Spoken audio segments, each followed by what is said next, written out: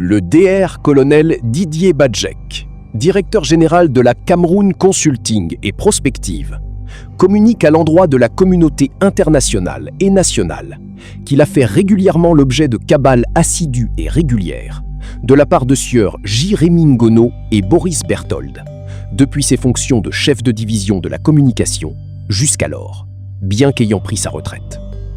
Ces cabales s'en font, motivées par des jalousies et des complexes. Lui reproche sa loyauté aux institutions et son engagement en faveur des forces de défense dans leur combat patriotique. Malgré de nombreuses attaques régulières, le docteur-colonel a toujours affiché une posture passive.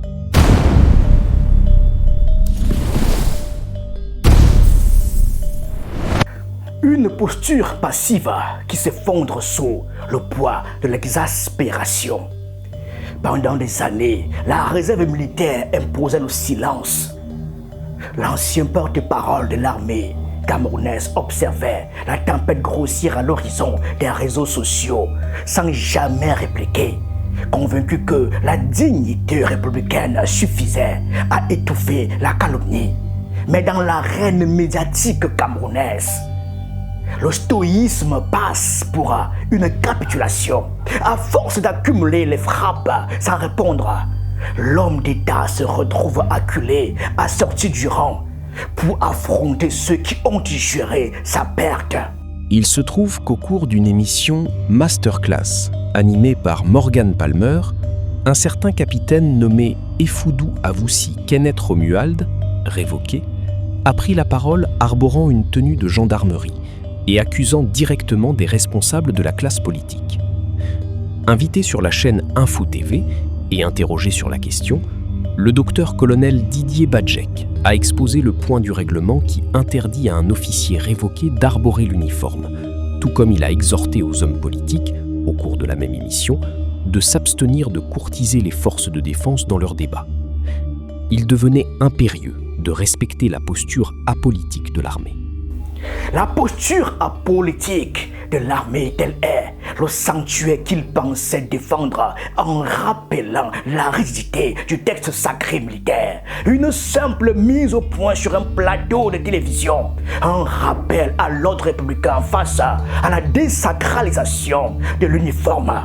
Pourtant, ce geste de salubrité institutionnel allait déclencher l'engrenage fatal. L'officier à la retraite ne se doutait pas qu'en touchant à cette fibre sensible, il venait ainsi de secouer la ruche et de libérer une déferlante d'une férocité inouïe.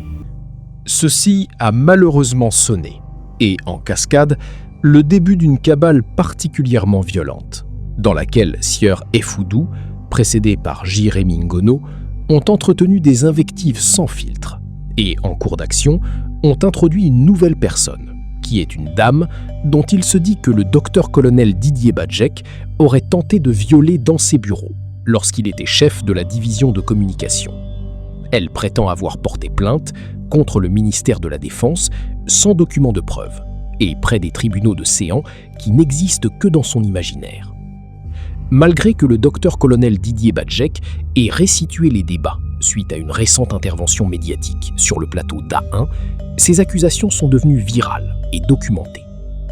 Il lui serait en réalité reproché d'avoir été coïncidemment présent dans le champ de mire de la bataille d'un clan. Le piège s'est refermé avec une cruauté chirurgicale. On ne cherche plus à débattre, on cherche à détruire l'homme dans ce qu'il a de plus sacré, son honneur et sa probité morale. La légation d'agression sexuelle surgit comme l'arme ultime, calibrée pour tuer socialement avant même que la justice n'ait pu s'enquérir des faits. Au cœur de cette guerre des clans où tous les coups sont permis, le haut gradé se retrouve transformé en dégâts collatéraux d'une bataille d'ombre qui le dépasse déjà. De toute vraisemblance, il a été créé un groupement d'intérêts transfrontaliers qui tente d'investir l'espace numérique pour porter atteinte à l'honneur des responsables républicains et saturer le débat public de récits alternatifs. Ne se sentant nullement concerné par cette idée maîtresse, le docteur-colonel Didier Badjek brise définitivement le silence pour exposer les données factuelles de cette situation et marquer le point de départ des actions judiciaires contre ces velléités inadmissibles, en promettant sur l'honneur de démasquer à leur tour les instigateurs de cette mascarade pour les citer à leur tour en justice pour diffamation. Pour diffamation, l'offensive passe désormais de la défense passive à la riposte judiciaire méthodique. Le tacticien militaire refuse de subir le rythme imposé par le tribunal populaire du web. En brisant l'encerclement par la force du droit, il retourne le champ de bataille contre ses agresseurs. L'inventaire des visages et des rôles s'établit avec la froideur d'un rapport de renseignement rédigé au quartier général. Les investigations prospectives menées par nos services, enrichies par les témoignages concordants d'anciens personnels de la division de la communication, DIVCOM, venus volontairement apporter des pièces à conviction capitales et factuelles au docteur-colonel Didier Badjek, des rapports d'enquête officiels, permettent de cartographier précisément ce réseau constitué sur le sol français et de mettre à nu leur effet final recherché, EFR.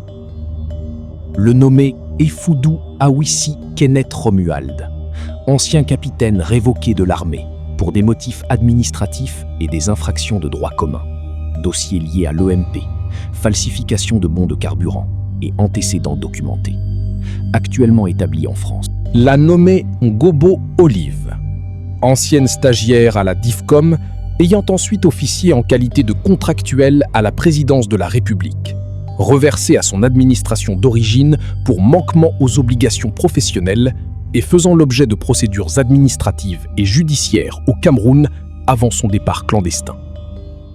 Le nommé Christian Mvolo Mvolo, ancien premier maître de la Marine nationale, en position de désertion caractérisée du point de vue du Code de justice militaire, ayant quitté le territoire national. Le sieur J. Rémi Ngono, opérateur de communication servant de relais médiatique et de diffuseur à cette entreprise coordonnée de dénigrement. Cette entreprise coordonnée de dénigrement expose au grand jour l'envers du décor.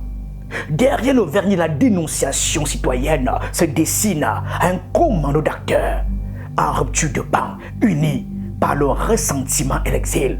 Le communiqué en ligne les états de service frélatés, les désertions et les procédures pendantes pour démanteler pièce par pièce la crédibilité de ses opposants. La guerre psychologique ne se livre plus dans les forêts ou aux frontières, elle s'installe sur les serveurs de la diaspora. Ces personnes, toutes en rupture de banc ou poursuivies au Cameroun pour des délits de droit commun, se sont associées sur le territoire français pour mener des opérations de chantage numérique et de harcèlement contre les autorités et la personne du docteur-colonel Didier Badjek. Le timing de cette cabale et l'artillerie technique déployée démontrent que de gros moyens ont été investis par des instigateurs, agissant dans l'ombre. Cependant, l'ingénierie maléfique a des jambes courtes et ne saurait triompher de l'instinct stratégique. Le docteur-colonel Didier Badjek interpelle formellement la direction de Radio France Internationale, RFI, afin qu'elle s'enquière urgemment de cette situation.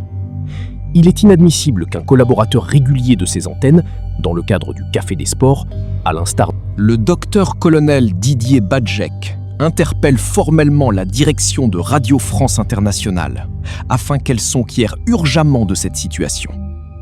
Il est inadmissible qu'un collaborateur régulier de ces antennes, dans le cadre du Café des Sports, à l'instar de J. Rémi Ngono, participe activement à une entreprise d'atteinte à l'honneur en bande organisée, entachant ainsi la crédibilité et la vertu d'un média de service public français, largement écouté en Afrique. Un média de service public français largement écouté en Afrique. Voilà le cœur de la cible diplomatique. En interpellant directement l'état-major du RFI, l'ancien porte-parole pousse l'institution internationale dans ses derniers retranchements. Il pose la question brutale de la complicité passive des géants de l'information occidentale dont les vitrines prestigieuses servent parfois de couverture à des campagnes d'assassinat de réputation sur le continent. À l'analyse suggestive de cette affaire, le docteur-colonel Didier Badjek pense qu'au-delà de toute particularité sociale et politique, le devoir de respect est civiquement exigible à chaque citoyen, où qu'il se trouve. Il attire ainsi l'attention de l'opinion, fort de son expérience, de l'ingénierie cybercriminelle qui s'installe progressivement au Cameroun, délitant la société sous toutes ses coutures. Il constate par ailleurs que les personnes prévenues suscitées ne peuvent requalifier subrepticement leur statut, agitant une prétention de demandeurs d'asile politique ou de personnes en danger, alors qu'elles doivent faire face à leurs responsabilités pour des délits de droit commun. Les droits du docteur-colonel Didier Badjek et ceux de sa famille sont protégés par la loi, dans un pays de droit. Les accusations diffamatoires et irréalistes proférées par ces maîtres chanteurs, notamment des allégations imaginaires d'atteinte aux mœurs, font désormais l'objet de procédures pénales et diplomatiques fermes. Le tribunal judiciaire de Paris et les chancelleries sont officiellement saisis. Officiellement saisis, les tribunaux français deviennent l'arène où se jouera l'ultime chapitre de ce drame. Il s'agit d'arracher le masque de l'asile politique à ceux qu'ils qualifient de délinquants du virtuel. La riposte ne cherche plus le simple démenti télévisuel. Elle exige la sanction pénale dans le pays même qui servait de sanctuaire à ses accusateurs. Pour sa part, le docteur-colonel Didier Badjek clôt ici et définitivement ses interventions sur ce sujet pour lequel il n'aura plus à s'exprimer pour éviter de participer aux intermèdes de plongée en pleine gadoue. Il poursuit sereinement ses activités au sein de son cabinet, la direction de ses exploitations agro-pastorales et la transmission de ses mémoires aux cadets. Il remercie ses followers pour leur sérénité et tout le réconfort que certains lui ont expressément apporté, en transmettant l'assurance de sa parfaite sincérité et de sa résilience à toute épreuve. Sa résilience à toute épreuve, celle au départ d'un soldat qui referme la porte du tumulte pour retrouver la terre, l'écriture et le silence. Le soldat tire sa révérence médiatique en tentant de laver son nom avant que la poussière du web ne le recouvre. Mais derrière cette conclusion solennelle, une certitude demeure. Dans cette jungle numérique où les réputations se brisent en quelques clics, le silence ne sera plus jamais un abri totalement sûr. Merci.